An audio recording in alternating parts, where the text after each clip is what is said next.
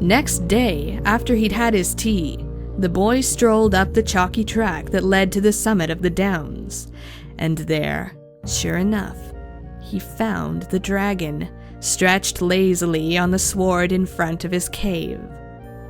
The view from that point was a magnificent one.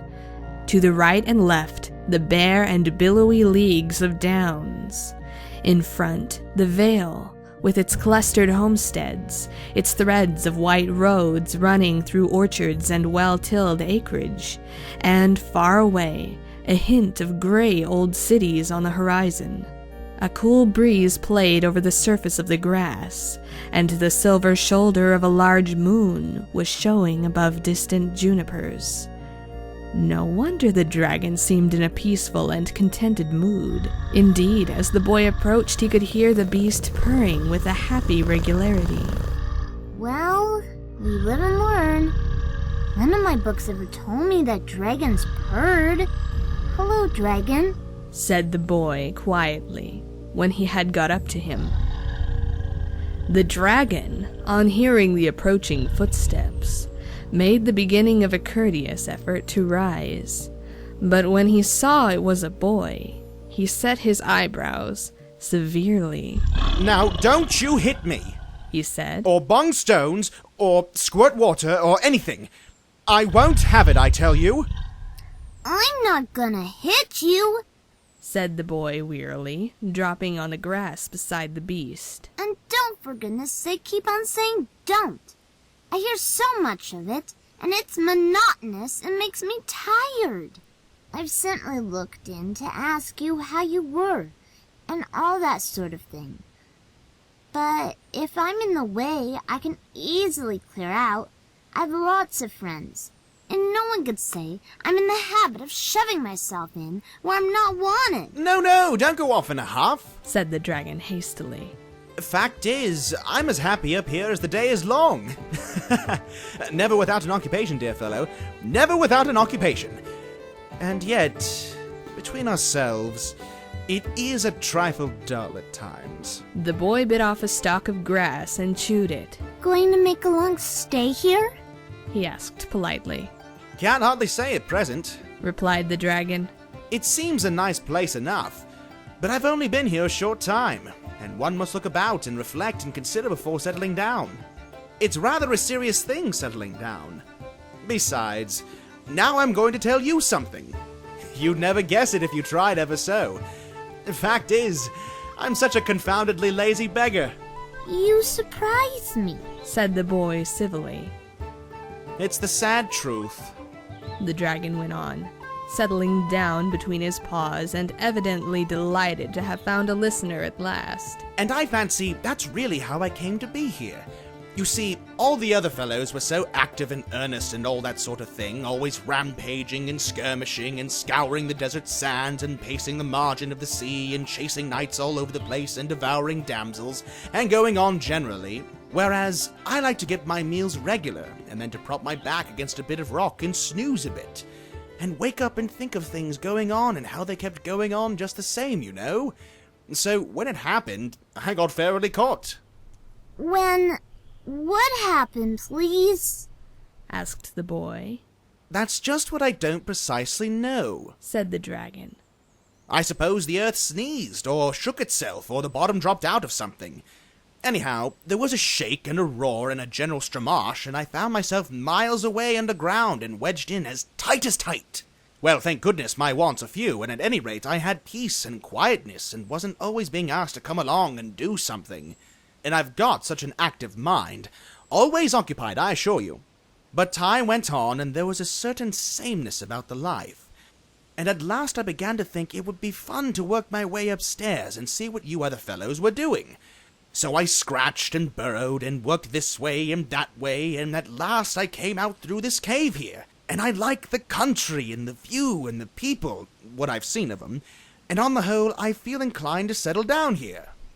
What's your mind always occupied about? asked the boy. That's what I want to know. The dragon colored slightly and looked away. Presently he said bashfully, Did you ever, just for fun, try to make up poetry? Verses, you know? course I have, said the boy. heaps of it. And some of it's quite good, I feel sure, only there's no one here cares about it.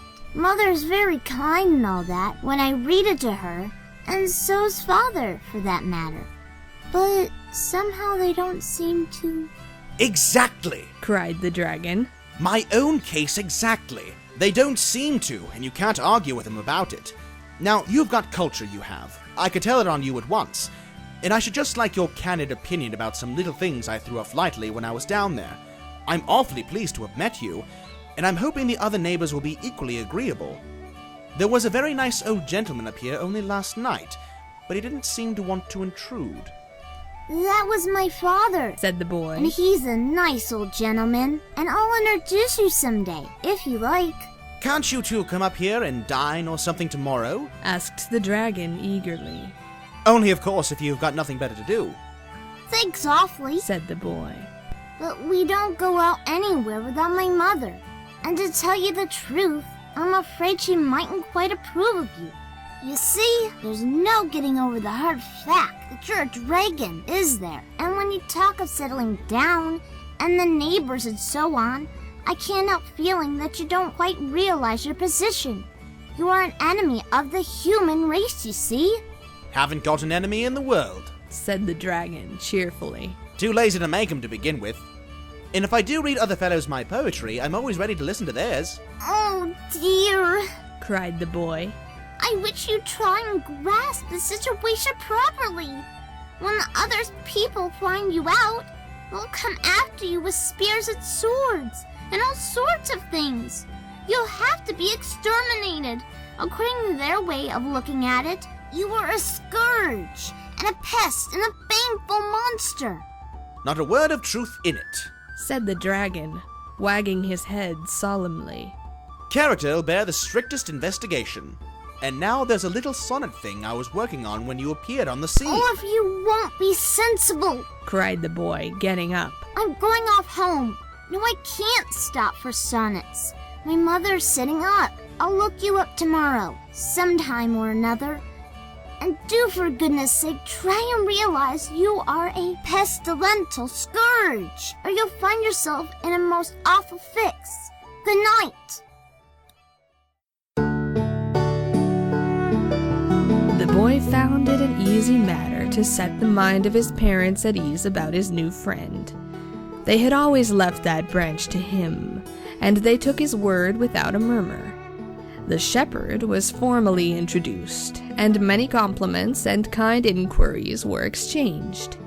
His wife, however, though expressing her willingness to do anything she could, to mend things or set the cave to rights, or cook a little something when the dragon had been poring over sonnets and forgotten his meals, as male things will do, could not be brought to recognize him formally. The fact that he was a dragon, and they didn't know who he was, seemed to count for everything with her. She made no objection, however, to her little son spending his evenings with the dragon quietly, so long as he was home by 9 o'clock, and many a pleasant night they had, sitting on the sward while the dragon told stories of old times, when dragons were quite plentiful, and the world was a livelier place than it is now, and life was full of thrills and jumps and surprises.